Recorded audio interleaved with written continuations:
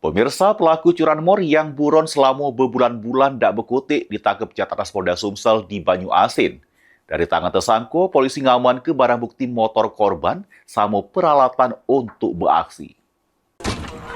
Sesudah mendapatkan informasi keberadaan pelaku, anggota unit 1 Jatras Polda Sumsel bergerak ke tempat bersingit pelaku di kawasan Mariana Banyu Asin. Pelaku yang berada di jero rumah tak berkutik pas digerebek polisi. Pelaku kemudian digiring ke Polda Sumsel untuk menjalani pemeriksaan. Tersangka diketahui bernama Arman yang beraksi nyentak motor bersama kawannya yang sudah ditangkap duluan. Juru aksinya terakhir, pelaku mendorong motor korban yang akhirnya diketahui warga sekitar sehingga kawannya ketangkep. Namun tersangka Arman berhasil melari ke diri.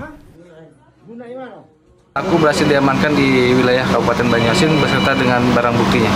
Untuk TKP-nya berdasarkan hasil penyelidikan ada beberapa TKP yang sudah didalami, termasuk di Palembang dan juga di luar kota Palembang. Mak ini tersangka mendekam di jero sel tahanan Polda Sumsel untuk mempertanggungjawab ke perbuatannya. Mulyadi, PAL TV.